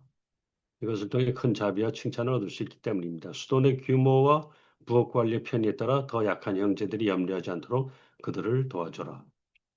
저는 좀 약간 유머러스한 얘기지만 한국에서 군대 갔다 온 사람들이 저 수도원에 이른다면 거기서도 보나마나 고참과 신참의 그런 위계를 만들지 않았겠는가. 뭐 이런 얘기도 한번 예, 우스개 삼아서 생각해 보는데요. 예, 수도원의 규모, 부엌관리 편에 따라 큰 수도원에서는 식료품 보관하니 앞서 말한 대로 더 중요한 일에 종사할수록 보건세 면제될 수 있다. 남은 사람들은 자비 안에서 서로 섬기게 하라. 수도자는 주간 부엌 허드렛 일을 마친 후에 토요일 청소를 해야 된다. 이렇게 쭉 나가서 있고요. 그 외에 수도원 생활의 그 세세한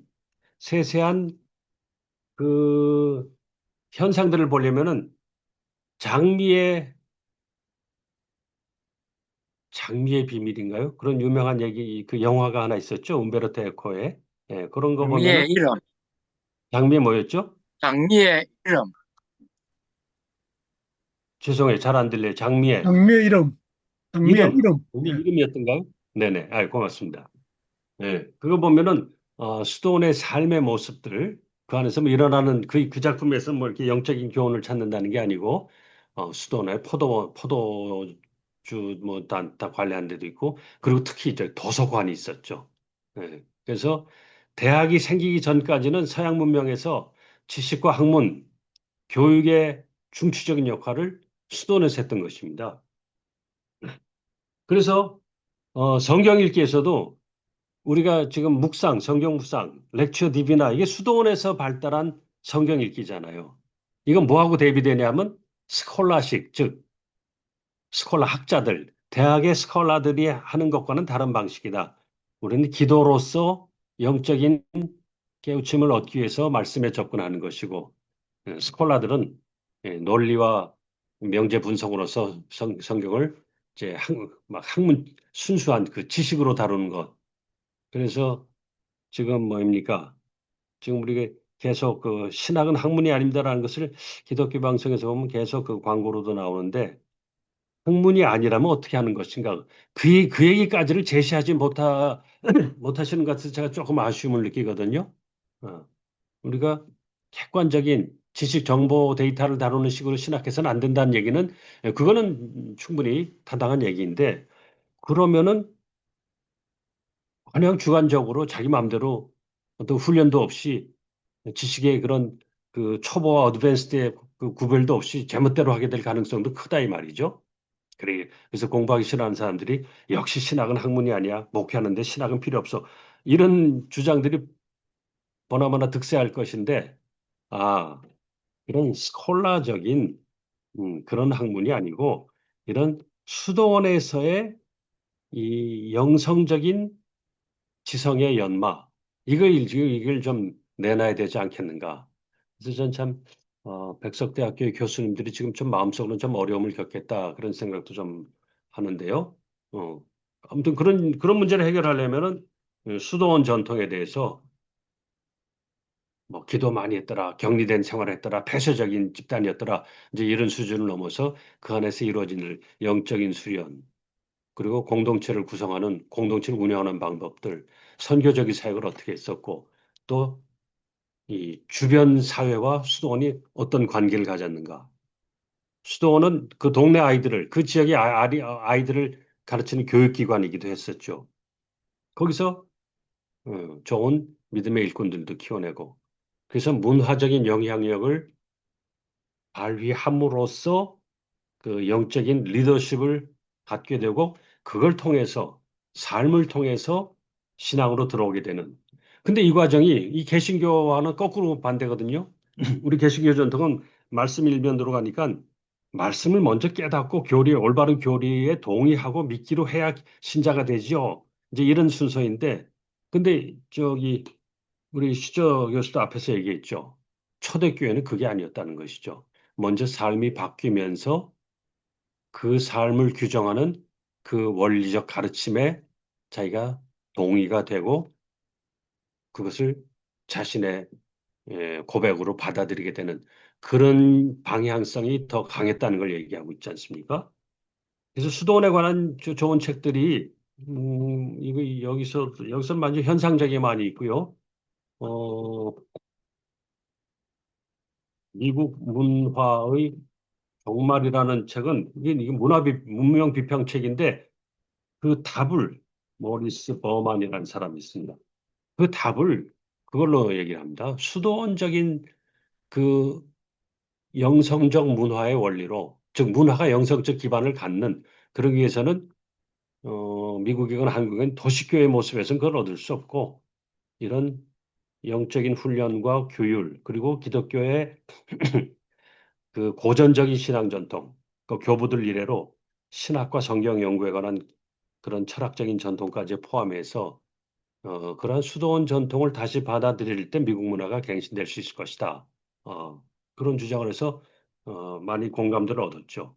근데 이제 장벽이 그거예요. 개신교인들이 중세 말의 수도원이 저 숲속에 있는 강도들의 그 소굴이 된 그런 것만 생각하고 나서 또는 뭐 결혼 안 하고 독신제니까 우리와는 상관없고 그리고 세상과 격리되는 것만 생각하니까 수도원적인 그런 삶이 아니고요. 뭐 우리는 어떻게 됩니다. 이런 얘기들을 많이 하는데 수도원운동이 4세기부터 13세기까지 거의 1000년 동안 그리고 지금 사실 지금도 지속되고 있지 않습니까? 그렇게 1000년 동안에 전 유럽의 여러 지역 여러 문화권에서 어떤 양상으로 복음을 증거하고 사람을 키워냈는가 여기에 보면 정말로 우리 그 신앙 교육의 봉화가 담겨 있습니다. 그래서 여기서는 베네딕트의 수도원, 뭐 거기까지만 좀 보도록 하죠. 그리고 베네딕트 수도원장과 그레고리 대교황이 만났을 때 이때 놀라운 유럽의 재선교가 이때 이루어집니다. 그래서 게르만인들이 서유럽 로마적 기독교 세계를 정복했는데 사로잡았죠. 사로잡인 자가 사로잡은 자를 사로잡다. 이게 유럽의 재선교를 그 함축적으로 표현해 주는 경구입니다. 사로잡힌 자는 기독교인 집단, 사로잡은 자는 게르만의 야만족 그 무력적인 인간들. 근데 이 사람들을 다시 복음을 전해서 기독교인으로 만들어 버렸다는 뜻에서 사로잡힌 자가 사로잡은 자를 사로잡다라는 그런 역사를 이루었는데 그 원동력이 뭐냐? 그게 콘스탄틴 체제하였던 그 기독교의 남은 잔존 세력이 아니라 그 수도원 운동에서 말미암은 그런 능력이었다라는 사실입니다.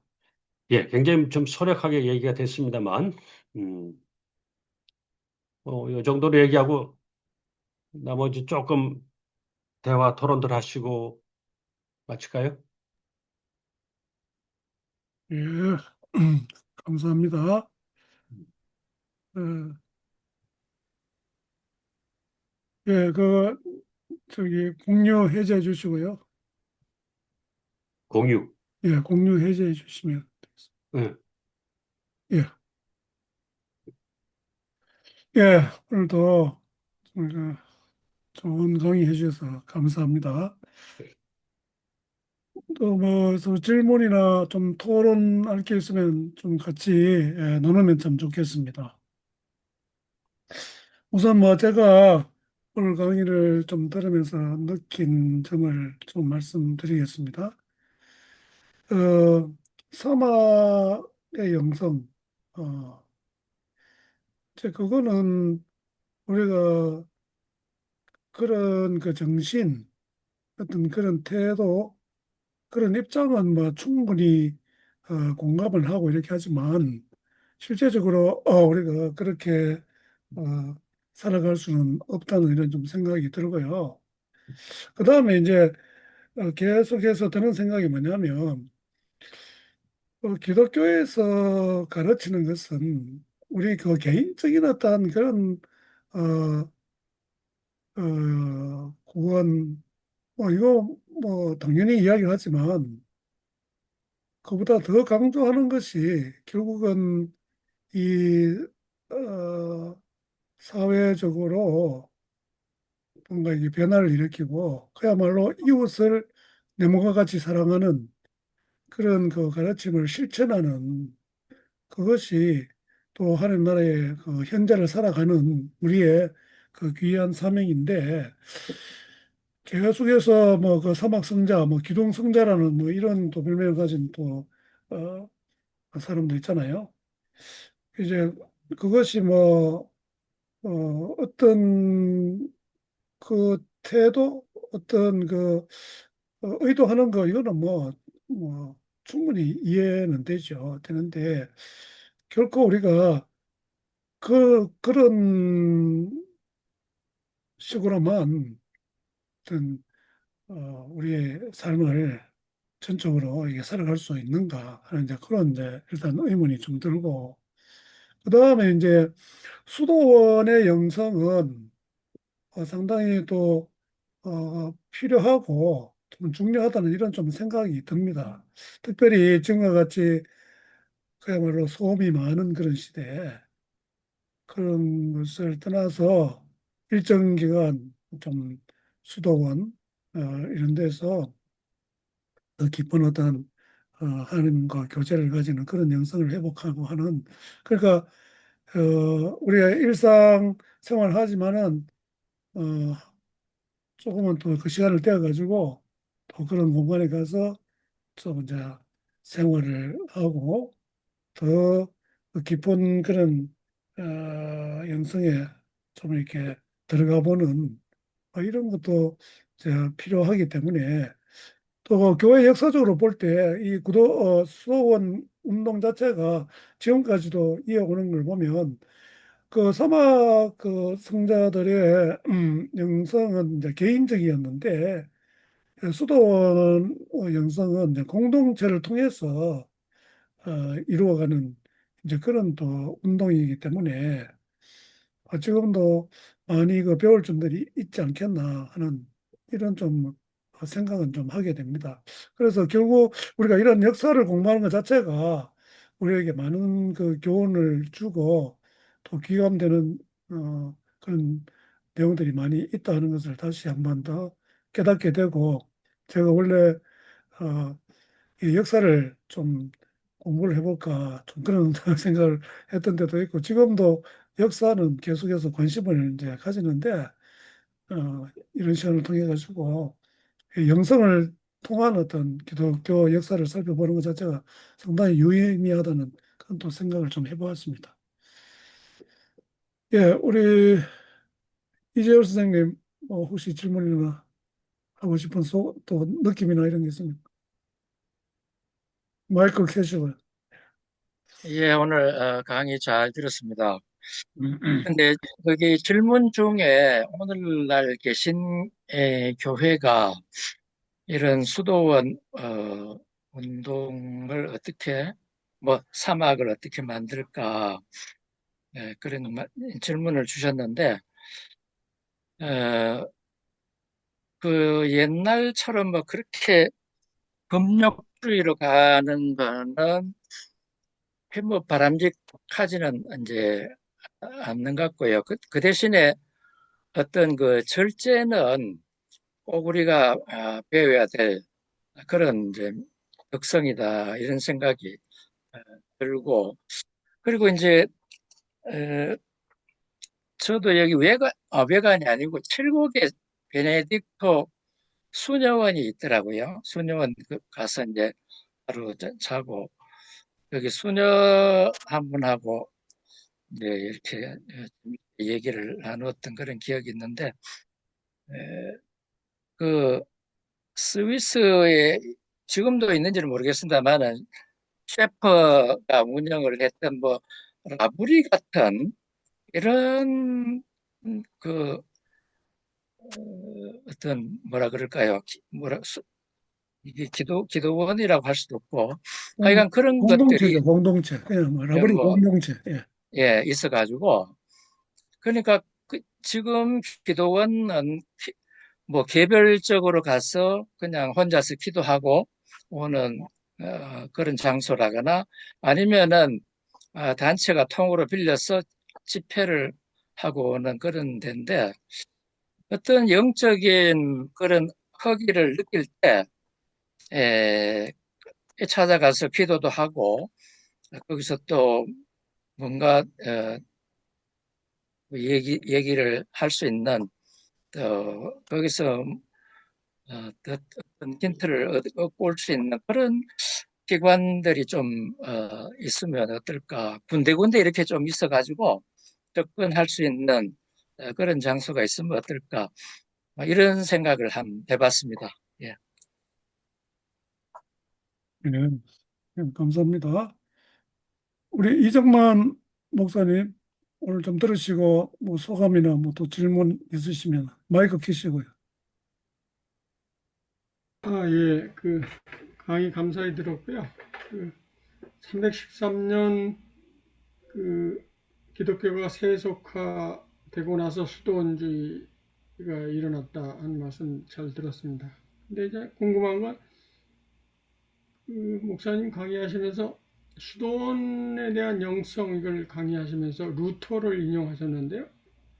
루터를 인용하시면서 그러니까 수도 절차나 이런 것 자체를 목표로 하지 말라 그러면서 루터를 인용하셨어요. 근데 루터는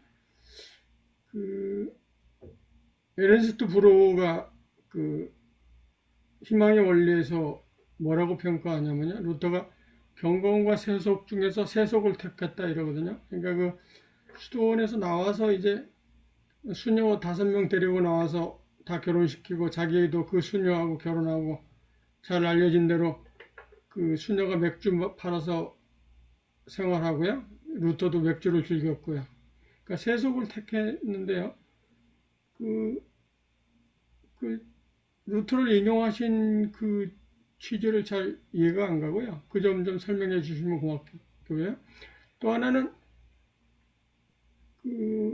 대학에 영성신학 교수들이 있던데요. 영성신학 교수들이 가르치는 게 이렇게 목사님처럼 이렇게 수도원이나 금욕 뭐 이런 거 이게 영성 교수들의 학문인가요? 그게 궁금합니다. 루터 얘기는 제가 저런 맥락에서 언급을 했죠. 금욕 고행 자체가 목적이 아닙니다. 그건 수단입니다. 아가페의 신덕에 도달하기 위한. 근데 루터도 그런 체험을 했다 하면서 제가 루터를 언급한 거였죠. 루터도 이런 루터는 금욕, 완전히 수도원주의를 벗어났거든요. 그래요. 그러니까 루터가 금욕 고행 자체가 목적이 아니란 걸 깨달은 사람이죠. 예. 그런 그래서 이제 면에서 세속을 택했는데 예. 목사님은 그런 걸 목표로 하지 말고 그래도 금욕이나 수도원주의를 계속 가라 이렇게 좀 강의하신 거 아닌가요? 아닌데요. 그런 건 아니에요? 전혀 아니죠. 그런 거예요?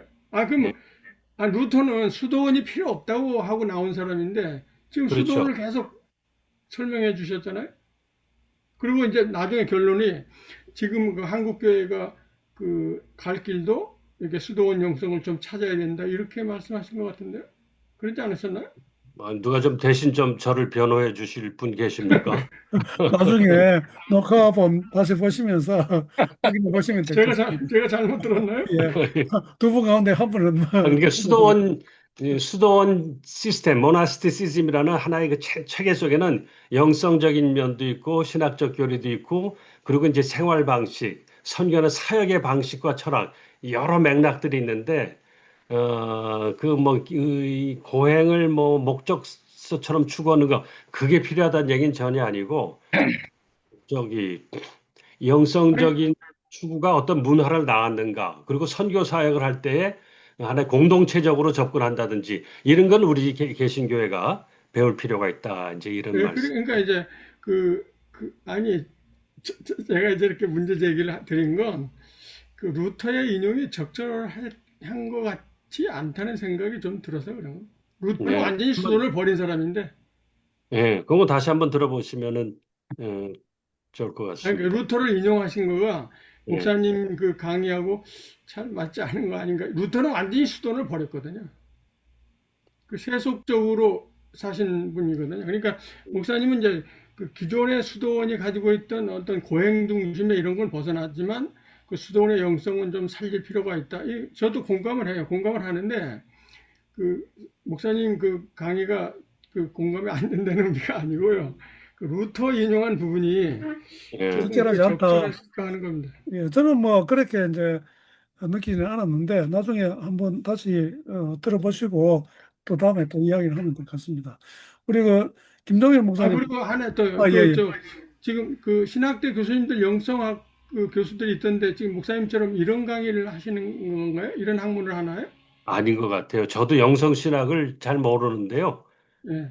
저는 이제 영성이 신앙의 다른 영역을 어떻게 형성하고 영향을 주는가, 이런 면에 좀 관심이 있는 편이고요. 역사 공부하는 사람으로서. 영성신학은, 좀 이렇게 내적인 성찰을 많이 하시는 것 같아요. 성품이라든지, 그 어떤 영적인 요소가 심리를 어떻게 한다라든지. 예, 저도 그래서 영성신학에 대해서는, 좀 더 알아봐야 되겠다라는 생각만 갖고 있고, 깊이 들어가지는 못했습니다. 제일 궁금한 게 그 영성신학이 뭐 하는 건지 잘 모르겠습니다. 그걸 명쾌하게 이렇게 누가 설명하는 그 글이 없어요. 그 뭐 영성신학에 대한 책들이 뭐 여러 가지가 나와 있기는 한데요. 저도 뭐 그런 걸 많이 안 봐가지고 잘은 모르지만은 뭐 한마디로 이야기하면 우리가 어떻게 하면 좀 경건한 삶을 살 수 있을까 하는 그런 것을 좀 목표로 해가지고 다양한 어떤 이론들을 가지고 설명하고 또 인간의 어떤 그 심리라든지 뭐 이런 것들을 좀 많이 또 다루기도 하고 또 다양하게 하는 것 같아요. 그게 딱 거기 이게 영성신학이다 이렇게 뭐 이렇게 확정 지을 수 예, 없는 굉장히 예, 다양합니다. 예, 제가 그런 게 아닌가 영성신학 이렇게 생각이 들어요. 예, 교수님하고 예. 이런 대화를 한 적이 있었어요. 그 허신대학의 영성신학 교수님인데 성서윤회를 할 때, 그분이 영성신학 교수인데 그 말씀 묵상과 말씀에 대한 해석이, 성경 해석이 참 깊이가 있고 좋았어요. 그래서 그 강사로 모시려고 우리 수련회 때 영성신학이 이 성경 본문하고는 좀 거리가 있는 경우가 많은데 교수님은 성경 본문과 영성에 대한 수련을 잘 융합을 하셔서 참 좋습니다. 그랬더니 이분이 약간 그, 그 반론으로서 영성신학이 성경과 거리 있다는 얘기는 어디서 들으셨습니까? 그러면서 저한테 약간 도전적으로 진짜 화목한 대화였습니다만 그랬거든요. 그러니까 영성신학 하는 분들이 성경 빼고 그 영신 수련 어떻게 하면 수행할 것인가 또 마음 공부 이런 쪽으로 가는 분들도 있고 성경을 어떻게 영적인 의미를 찾아야 될 것인가 이렇게 하는 분들도 있고 아무튼 여러 가지니까 뭐 영성신학이라고 한 코너에 가서 몇 권 이렇게 열어보시면은 이런 사람도 있고 저런 사람도 있구나. 이제 그 정도로 파악하실 수 있을 것 같습니다. 예, 예, 감사합니다. 우리 따로 영성신학에 대해서 공부 좀 해보십시다. 예, 우리 그 김종일 목사님은 예, 오늘도 아주 좋은 강의 들어서 행복합니다. 제가 시간이 좀 부족해가지고 요 책의 그 고투 부분은 조금 읽었고 그 리듬 부분은 뭐 거의 읽지 못한 상태에서 그 강의를 들었는데요. 여튼 이 사막의 그 어떤 뭐 사막의 교부들 하고 그다음에 수도원하고는 그 공통점을 찾으라고 한다면 어떤 그 절제, 그리고 어느 정도의 금욕, 이런 것이 그 기반이 되는 것 같아요. 예, 저는 지금 그런 것을 좀 사실 많이 좀 배우고 싶은 생각이 듭니다. 여태까지 이제 어, 그 어떤 복음의 어떤 공공성이라든지 하나님의 나라, 어, 그다음에 선교 이런 쪽으로 생각을 많이 해오면서 살았는데 정작 내 개인의 그 내면의 뭐 영성이라고 할까? 그걸로 들어가면 아직도 제 눈은 좀 심하게 표현한다면 속물의 눈이에요, 속물의 눈. 예, 옛날에 그 제가 그 대학 다니던 시절에 나이 60이 넘은 그 성결교회 장로님이 그 영어를 가르치셨는데 그분이 뭐라 말씀하시냐면, 아이고, 나이가 한 60이 넘어가니까 이제는 눈에 보이는 게 별로 없다 하면서 아주 이제 그 내면의 어떤 그런 것들을 자꾸 보게 되고, 어떤 바깥에 보이는 것으로 인한 자극 같은 것이 별로 없다 하면서 굉장히 편하고 좋다고 하시더라고요. 그래서 저는 60이 넘으면 저도 그렇게 될 줄 알았어요. 그런데 그렇지 않은 거예요. 점점 더 교회는 더 이렇게 뭔가 막 그 사치스럽고 세속적인 어떤 욕망을 채우려고 하는 그런 쪽으로 많이 간 것 같아요. 교회 인테리어도 그렇고요. 또 교회 그 예배도 그렇습니다. 그 경배와 찬양 같은 그런 집회에 참여해 보면은 우리가 지금 뭐 이렇게 뭔가 예배를 드리고 경배를 하기 위해서 온 것인지 콘서트를 뭐 보러 하러 온 것인지 그러니까 어떤 유명 가수의 콘서트장이나 경배와 찬양의 장에는 아무 차이를 못 느끼겠어요. 예, 그러면서 아주 화려한 그 음향 장치, 그런 의상, 그런 조명, 뭐 그런 식으로 해서 막 거대한 쇼를 이렇게 그 하는 그런 예배를 드리면서 야, 이건 좀 뭔가 그렇게 하고 나서는 내면의 열매도 없고 그냥 화려한 어떤 그 무엇, 웅장한 그 무엇 이런 것만 자꾸 추구하는 것 아니냐 그런 생각이 들더라고요. 제가 옛날에 이제 교황청 그게 이제 뭐 관광차 한번 가본 적이 있는데 그 교황청 그 입장할 때요 주의사항이 있는데 그 짧은 치마 그다음에 여기 노출한 옷 그리고 슬리퍼 이건 금지됩니다. 그러니까 교황청 거기에 들어가려고 뭐 거진 1시간 이렇게 이상 기다려가지고 자기 순서가 됐는데 그 입장 안 시킨다고요. 그 복장이 그러면은 뭐 얄짤이 없어요. 그냥. 예. 그러니까 그 저는 이제 수녀원이나 수도원 이런 데 가보면은 뭔가 그 엄숙한 그 분위기 속에서 주는 그 맛을 좀 이게 느끼겠거든요. 잠시라도 뭐 관광을 가다가도 그런 그 카톨릭 그 성당에 가면은 잠시라도 앉아서 눈을 감고 뭐 기도를 한다든지 무슨 생각을 한다든지 이런데 좀 뭔가 좀 도움이 되는 것 같아요. 근데 개신교 예배당은 몰라 유럽에서의 그 루터교 그런 예배당 이런 데 가면은 카톨릭 그 교회하고 좀 비슷해가지고 성당하고 비슷해가지고 좀 그런 거 좀 묵직한 분위기를 느꼈는데 예를 들면은 나이프치에 있는 그 니콜라스 교회 그건 루터교회지만은 거기 들어가니까 이렇게 초 같은 거 촛불도 많이 켜놓고 엄숙하더라고요. 거기서 이제 저희 아내랑 제 딸이랑 그때 같이 잠시 기도도 하고 그랬는데 그 니콜라스 교회가 촛불 그 저기로 해가지고 그 독일 통독에 굉장히 그 네, 중요한 통일운동의 예, 원천이었죠. 그런 역할을 했지 않습니까? 네, 아무튼 그런 뭐 어떤 묵직하면서도 화려하지 않는 그 어떤 절제미, 그런 것도 좀 뭔가 약간 금욕적인 것도 느껴지는 이런 것을 좀 하고 싶은데 우리가 자본주의라고 하는 이 세상에 살면서 너무 화려하고 목사님들도 뭐 조금 큰 교회 같으면 다 외제차에 막 그 럭셔리한 어떤 그런 것으로 이렇게 하는 것이 좀 거북스럽습니다. 그래서 사막의 영성, 이 수도원의 영성 이런 것을 좀 더 깊이 있게 배우고 싶은 생각이 듭니다. 그런 걸 느끼고 분별하는 것이 그것도 영성입니다. 왜냐하면 분위기로서 정서적으로, 어, 참을성 있고 무감각한, 그 누군가 그랬죠. 그분들이 저기 침착한 것은 진중해서가 아니라 아무 관심이 없기 때문입니다. 그런 풍자도 있거든요.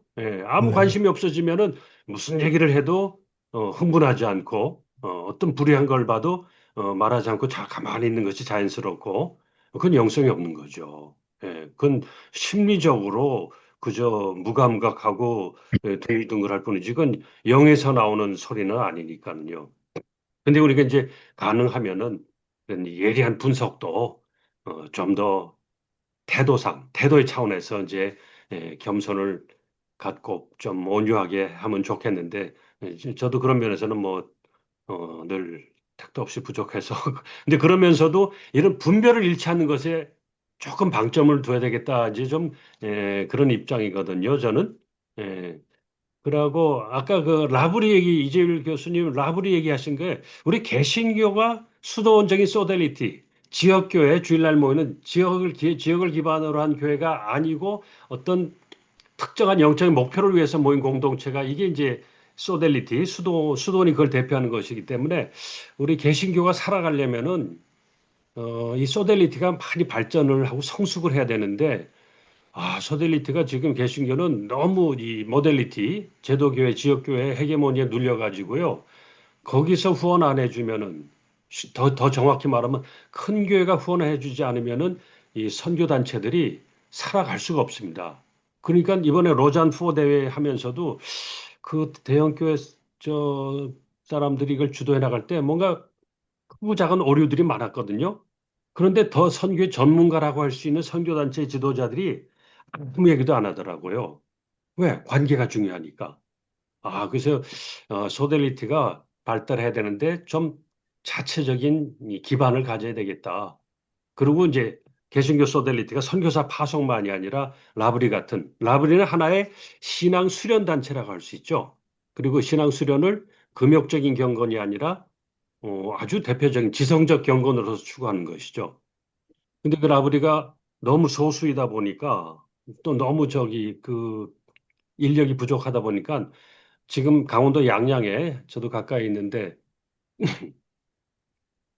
그 성인경 목사님이라고 이제 라브리를 그동안 몇십 년 해오셨죠. 그분이 의외로 지성적 경건 못합니다. 우리는 한국교회 하수도 종말 처리장입니다. 이런 얘기를 하셔요. 그래서 뭔 소리야? 뭔 소리인가 그랬더니 한국교회에서 문제아들, 교회에서 문제아들, 교회에서는 사실 문제아들 깊이 상담 못 하잖아요. 라브리로 보낸다는 겁니다. 우리 아들 우리 딸 이렇게 문제가 많은데 새송물을 먹어 라브리에서 좀 고쳐달라고.